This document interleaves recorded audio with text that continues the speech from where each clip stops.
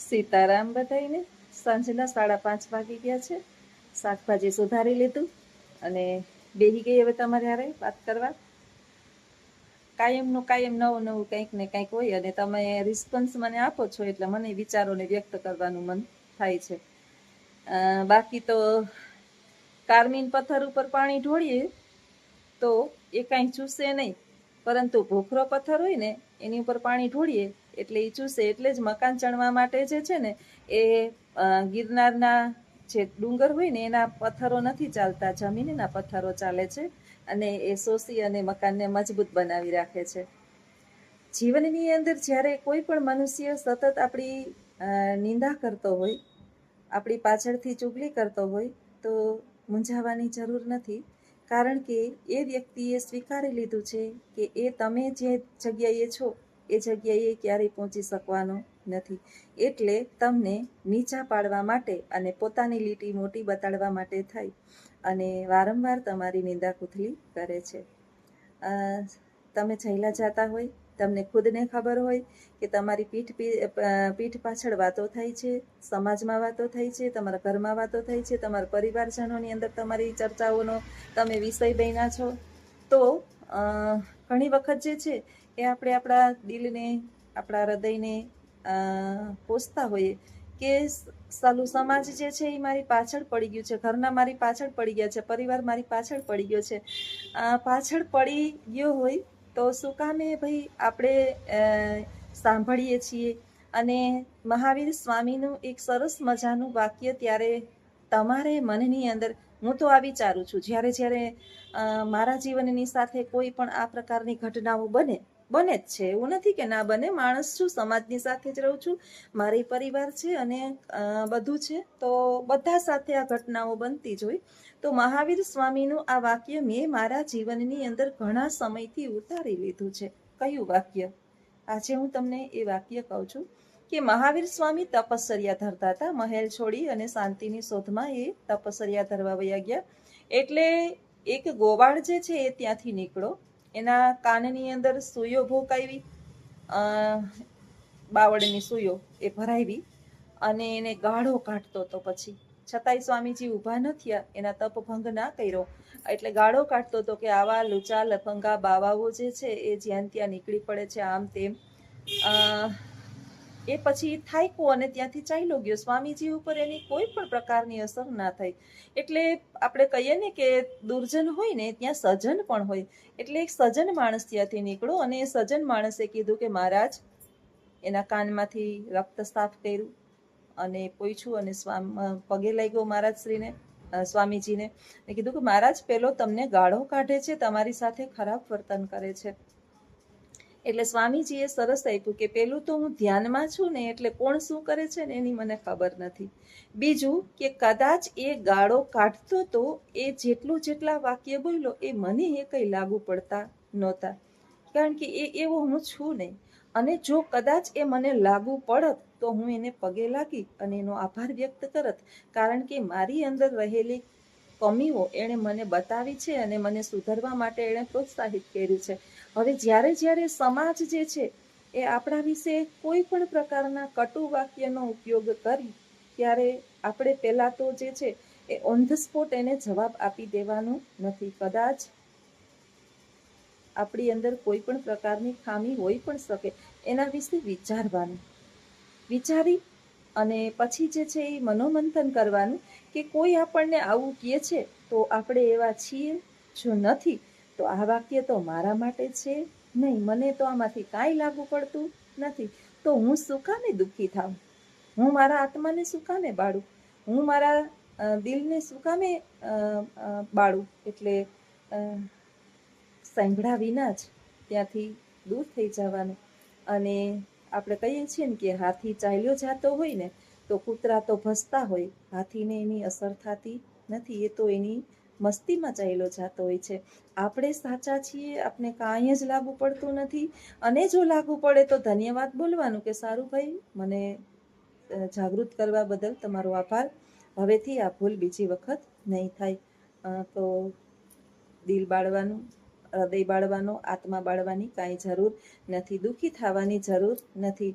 આવું તો જીવનની અંદર ડગલે ને પગલે બહીને જ રાખશે. તમે સેજે ચમકશો, તમે સેજ ચમકશો અને તમે જે જગ્યાએ છો, તમે જે કાર્ય કરો છો અને તમે જે આગળ વધી રહ્યા છો એ જોઈ અને મરચા ઘણાની આંખોમાં ઉડતા હોય કે સાલું પૈસા છે, ધન છે, સંપત્તિ છે, છતાંય આપણે કેમ આમ નથી કરી શકતા.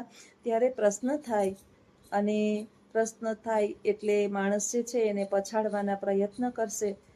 કંઈક ને કંઈક તો કરશે, કંઈક એવું કરશે કે સામેવાળું માણસ આગળ વધે છે ને એને તકલીફ થાય, પરંતુ જો સામેવાળું સેજે બુદ્ધિ હશે તો એના વિશે મેં કીધું એમ વિચારશે અને પોતાનું પ્રગતિના પંથમાં કાંટા આવવા દેશે નહીં. એટલે તમે ભણતરમાં આગળ વધો, વ્યવસાયમાં આગળ વધો, જોબ નોકરીની અંદર આગળ વધો, ક્યાંય પણ આગળ વધો, અથવા તો કોઈ પણ ક્ષેત્રની અંદર તમારી પ્રગતિ થાય અને જો કાંટા ન આવે તો કાંટા ન આવે તો તમે બહુ પ્રગતિ ન કરી શકો. કાંટા જરૂરી છે જીવનની અંદર. અને મને આજે મોરારી બાપુનું પણ એક સરસ મજાનું વાક્ય આવે. મોરારી બાપુ જે છે ને રામકથા વાંચતા હોય ને ત્યારે કહેતા હોય કે પાછળ તમે ચાલ્યા જતા હોય અને પાછળથી ઘણા જે છે એ તમારી નિંદા કરે, તો એ તો પાછળ ફેંકેલા પથ્થર છે, એ તમને ક્યાં નડવાના છે. તમે ઘણા આગળ નીકળી ગયા છો, પાછળ ફેંકેલા પથ્થર આપને આપણા રસ્તામાં ક્યાંય આડા આવવાના નથી, એટલે એ તમને નડશે નહીં. અને નડે કોણ સામે, તો કે સામે તમારી વાહ વાહ થાય ને એનાથી ડરવું. વાહ વાહ વાહ વાહ વાહ વાહ એનાથી ડરવું, કારણ કે એ જે વાવા રૂપી પથ્થરો જે છે ને એ ક્યાંક તમારી પથારી ના ફેરવી દે. એટલે તમારે હંમેશાને માટે પાછળ થતી નિંદાથી જાગૃત ન થવું, પરંતુ સામે તમને જે વાવા વાવા કરી અને તમારી જે તમને હવામાં ઉડાડશે, એ જ તમે જ્યારે ફૂલ જોશમાં હવામાં ઉડશો અને હવા ભરાઈ જશે ત્યારે એમાં કાણું મારી અને સીધા જમીન, કાણું એટલે આપણે ફુગામાં જેમ કાણું પાડીએ અને ફુગો ફૂટી અને પાછો નાશ પામે એમ એ કાણું પાડશે અને જમીન ઉપર પટકશે. એટલે જીવનમાં આવા બાબતોથી નિરાશ થવાને બદલે આગળ વધવાના પ્રયત્નો કરવા. અને આવા જ મારા વિચારો છે અને હું મારા જીવનને આવી રીતે જ જીવું છું. તો તમને પણ આ મારા વિચારો ચોક્કસ ગમતા હોય તો કમેન્ટમાં જણાવજો. વિડીયોને લાઈક, શેર અને સબસ્ક્રાઈબ કરજો. આવજો. સીતારામ. તમારા ફૂલ સપોર્ટ બદલ ખૂબ ખૂબ આભાર. ધન્યવાદ. સીતારામ બધાઈને. આજે છે ને શાક થઈ ગયું તો હા, તો માર્કેટે ગઈ હતી, ટમેટા લઈ, ટમેટા તમારા પડ્યા રહ્યા. આ તુરિયા છે ને એવા કૂણા માખણ જેવા વાળીને એક ભાઈ છે ને એ વાડીથી સ્પેશિયલ કાયમ તાજે તાજું શાક લઈ આવે. તો આ એક મોંઘા છે, આ તુરિયા, આ ઝીણી ચોરિયાનું અજીતને બહુ શાક ભાવે છે. આ મારું ફેવરિટ શાક છે, ગુવારનું શાક. તો શાકભાજી આ છે ને શનિવાર સુધી પછી હવે સ્કૂલે જવાનું મારે છે, પછી તો વેકેશન પડી જાહે, બધાય પૂછે છે. તો શાક લઈ એવી તો હવે શનિવાર આની અંદર આવી જાહે. અને અમારે પોરબંદરની અંદર છે ને આવા સરસ, આ એક કોક કહેતું હતું કે અમારે સરસ મળે, આખા હવે જે થઈ ને એવા સરસ નાના નાના આ રીંગણા. આ જુનાગઢ સાઈડ લગભગ અમારી બેન એમ કહેતી હતી કે અમારે આવા રીંગણા નથી આવતા, જે આ સરસ આખા થાય ને એવા એને કટકા, ઓલા લાંબા રીંગણાના કટકા કરીને ભરે એવા કૂણા કૂણા હોય, બીનું નામ ના હોય આની અંદર. નાના 2-3 બટેટા 3-4 રીંગણા નાખીએ એટલે શાક આપણું 2 જણાને તો કેટલું જોઈએ.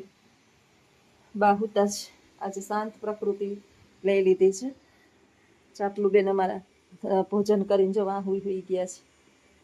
અને ઘરની અંદર બધી સફાઈ અભિયાન થોડું થોડું થઈ ગયું છે. અને હવે શાક સુધારી લઉં એટલે પછી કાલે છે ને સીધો અત્યારે નવરી થઈ ગઈ છું તો શાક સુધાર લઉં, પછી ઉપાધિ નહીં. સીતારામ બધાઈને. આજે છે ને શૂટિંગ વિડીયો ઉતારવા વાળું કોઈ છે નહીં અને મારા કામના આવી પડ્યા છે ઢગલા. બા શાંતિથી બેઠા છે, અહીંયા આવતા નથી મારી બાજુમાં, એટલે નિરાશ છે. આ બધું શાકભાજી તો લઈ આવી પણ ઠેકાણે તો પાડવું ને, કારણ કે સવારમાં પછી વહેલું જવાનું હોય સ્કૂલે. એક બાજુ સ્કૂલે જવાનું, એક બાજુ બાનું બધું સવારમાં રેડી કરવાનું હોય. બપોરે થોડુંક મોડું થાય એટલે આવીને સીધું રસોઈ જ કરવાની હોય. એટલે હાલતા ચાલતા હરીનું નામ, એની જેમ હાલતા ચાલતા આપણો વ્યવસાય સંભાળી લેવાનો. એક સરસ મજાનો વિચાર મને કામ કરતા કરતા યાદ આવ્યો કે જે માણસને ટેવ હોય ને, હા અહીંયા આવતા રહ્યો, અહીંયા આવતા રહ્યો, અહીંયા આવો. જે માણસને ટેવ હોય ને બીજાની ભૂલ શોધવાની, એનું હાલત કેવી થાય ખબર? એ જીવનની અંદર ત્યાં ને ત્યાં રહીએ. જે માણસને બીજાના ભૂલ શોધવાની ટેવ પડી ગઈ હોય કે તારું આ ત્યાં આમ કર્યું ને તારી આ ભૂલ છે ને તારી આ ભૂલ છે ને તારી આ ભૂલ છે, એ જીવનમાં ત્યાં ને ત્યાં રહીએ. અને ભૂલ શોધી અને પોતાની ભૂલ સ્વીકારી અને જીવનમાં આગળ વધે ને, પ્રગતિ હંમેશા એની થાય. એટલે કોકને ભૂલું બતાવવી નહીં વારંવાર, કે ત્યાં આ ભૂલ કરી, સ્વીકારી લેવી ભૂલ, કે હા મારી ભૂલ થઈ ગઈ. માણસ માત્ર ભૂલને પાત્ર. આ દુનિયાની અંદર કોઈ પણ માણસ જે છે ને એવો ન હોય કે એની ભૂલ ના થાય. ભૂલ બધાથી થાય. અને સ્વીકારવી ને એ કોઈ સામાન્ય માણસનું કામ નથી. ભૂલ એ જ સ્વીકારી શકે મહાન માણસ. બાકી ભૂલ આપણે કરીએ ને એટલે આપણે છે ને વર્ગખંડની અંદર અમે વિદ્યાર્થીને ઊભા કરીએ.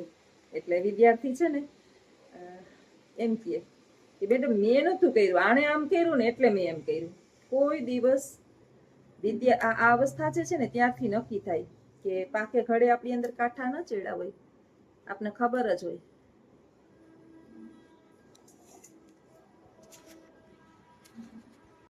સીતારામ બધાઈને. શાકભાજી લઈને બેહી ગઈ છું, સુધારી લઉં. બાજુમાં બા બેઠા ત્યાં સુધી શાંતિ છે. દોડાદોડ કરશે એટલે વળી પાછી ચિંતા અને ઉપાધિ. ઉપાધિ બીજું કાંઈ ન હોય કે લડી ન જાય, પડી ન જાય, આપણે એ ધ્યાન રાખવું પડે. એટલે બહુ મોટી ચિંતા થાય. પહેલાના સમયની અંદર કેવું છે કે દીકરીઓ જે છે ને વ્રતો કરતી, તહેવારો. હા દે અહીંયા આવો ને સુધારવાને, આ સુધારો. હા અહીંયા લાવે એમ કે છે. તમે અહીંયા આવો, અહીંયા આવતા રહ્યો. દીકરીઓને ચિંતા હતી, વ્રતો કરતી, તહેવારો કરતી કે મને સારો પતિ મળે, મારું જૂઠ ન કરે, મારું માન જાળવે અને મારા મા બાપની માનહાનિ ન કરે. પેલા દીકરીઓ એવા વ્રતો કરતી કે સાસરું સારું મળે. હવે જે છે ને છોકરા પ્રાર્થના કરે કે છોકરી સારી મળે અને ઘરને સાચવનારી બને. નહીતર અત્યારે શું થાય છે ખબર છે? છોકરી સારી ન હોય ને તો છૂટાછેડા થાય. છૂટાછેડા થાય પછી છૂટાછેડાની અંદર એ પછી લાખોના લેણ દેણ થાય. અત્યારે લગ્ન એક વ્યવસાય. ક્યારેક ક્યારેક તો મને એવું લાગે ઘણાના છૂટાછેડા થતા હોય તો છૂટાછેડા થાય ભાઈ લાખો વર્ષોથી ચાલ્યું આવે છે કે એકબીજાના મનમટાવ થઈ ગયા હોય અને ન મેળવતો હોય તો છૂટાછેડા થાય. પરંતુ પ્રશ્ન એ છે કે જે પેલા થાય દીકરીવાળા કે દીકરાવાળા એને લાખો અર્પણ કરવાના આવે. કોની ભૂલ છે, શું છે, જે હોય સંતાન હોય છૂટા પડે, સંતાન ના હોય છૂટા પડે. ઠીક છે, આપણે ખાધા ખોરાકે આમ તેમ જે હોઈએ, પરંતુ અત્યારે તો એવડા મોટા મોઢા ફાડે કે દીકરીના મા બાપ પાસે પૈસા ના હોય તો એને દેવા પડે. જો એ પેલા થયા હોય તો, ને દીકરાના મા બાપ પેલા થયા હોય તો એને પૈસા દેવા પડે. એટલે જેણે પહેલ કરી હોય એ પેલા પૈસા દે. એટલે એક મેં જોક્સ કાલ સાંભળ્યો હતો કે દીકરી પછી કંઈક તો માંડ કરીને છોકરી મળી હોય, પરિણામ હોય, એમાં મેળ નો આવે, છૂટા થાય અને પછી છૂટા થાય પછી લાખોના મંડળ અર્પણ કરવાના. એ બધાને લાગુ પડે છે. એટલે હું તો એમ કહું છું કે 100 વખત વિચારી અને એક વખત જીવનની અંદર આગળ વધીએ તો વાંધો ન આવે. એટલે આવું છે જીવન. બાની કે હક નથી જો ઊભા થાય, વળી હુવે, વળી ઊભા થાય, વળી હુવે. અહીંયા કર્યો લ્યો, જોવો કોણ છે? કોણ કોણ છે?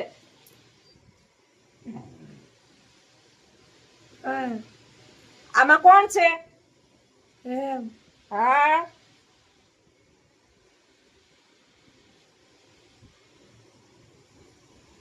કઈ ઉચ્ચાર વરે હરખો. લાખીબેન, લાખીબેન. હા ક્યાં? લાખીબેન ક્યાં? જો આજ કીધું ક્યાં?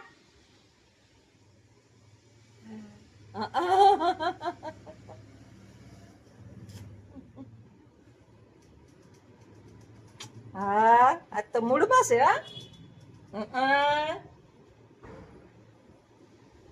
આ તો જીવડો મૂળમાં છે હા નકર તો હમણાં આપણે આમ કરીએ ને કોઈ ચાવલી નથું હા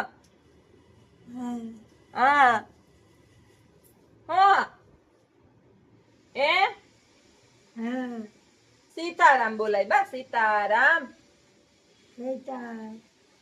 હા તો અહીંયા કસર ભરી જાય લવો ને ત્યાં એક લવો ભરતો જ નથી તમારે કેટલી દીકરીઓ છે તમારી દીકરીઓ કેટલી છે બા હે તમારી દીકરીઓ કેટલી છે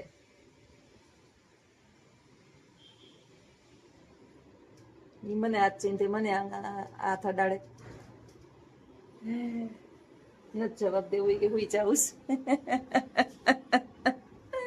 યાદ કરાવવું પેલા છે ને હું એની મેમરી કાયમ તાજી કરતી તો વાંધો ન આવ્યો હમણાં તો કહીએ ને તોય કહી રાખે બોલવું હોય તો જ બોલે નહીતર ન બોલે ગરમી બહુ જ થાય છે ઉપર એટલો જ પંખો સતત ચાલુ છે ઉપર બાની માથે તો 24 કલાક એમને અમારે 2 પંખા અને ત્રીજો એક અમારો ટેબલ પંખો 3 પંખા રાખીને હોઈએ અમે તો એવી ગરમી થાય એસી હજી એટલે રાખ્યું નથી ઘરની અંદર હા એ બાને ગરમી ન થાય એને શરીરની અંદર લોહી જ નથી ઓલા હું ચરબી જ નથી ચરબી હોય ને એને વધારે ગરમી થાય એમ કે બધાને એને કોઈ દી પરસે હોય ન પડે બાને આપણે જે પરસે હોય ને કારણ કે દોડ બીજું તો કાંઈ ના કરે એમને મેટા આટા મારતા હોય ને આપણે છે તે કાંઈ એક કામ મૂકીને બીજું કામ લઈએ ને બીજું કામ મૂકીને ત્રીજું કામ લઈએ જીવડાનો હક હોય જરાય વાર આપણા એટલે વધારે ગરમી થાય તો હાલો આવજો બધાય સીતારામ શાકનું કામકાજ કરી લો પછી આગળ મળીએ વિડીયોની અંદર